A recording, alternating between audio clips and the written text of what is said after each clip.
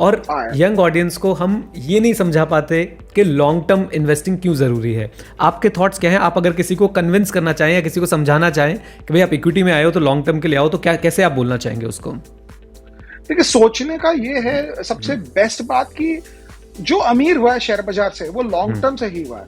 आप short term में करेंगे तो आपके रेस्टोरेंट के खर्चे और कहीं का छोटा मोटा वेकेशन ही निकलेगा।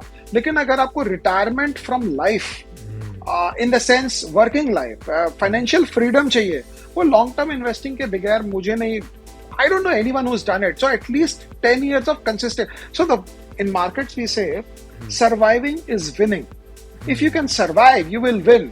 तो आप बारबाडोस के पिच पे खड़े हो गए हैं बैटिंग करने को और पुराने जमाने के कॉटनी वॉल्श आ गए हैं बॉलिंग करने और समझिए एम्ब्रोज आ गए हैं, तो आपको पहला 1 घंटा पिच पे टिका रहना पड़ता है। मैं विकेट नहीं खोऊंगा, चाहे 1 घंटे में हम 20 रन ही बनाए 12 ओवर 15 ओवर में, but you don't have to lose your wicket. So there are times in the market where you will have an Curtly Ambrose bowling beamers at you like it was 2 months back, like it was during the COVID times. आप परेशान होइए, आप लोगों को phone करिए, आप WhatsApp check करिए, आप ट्विटर पढ़िए, जो करना करिए, लेकिन शेयर मत निकलने दीजिए डीमैट से। अगर आप शेयर निकलने दे दिए तो वापस सेकंड इनिंग्स में ही बैटिंग मिलेगी, उस इनिंग्स में वापस बैटिंग नहीं मिलेगी। So you have to look at it that way.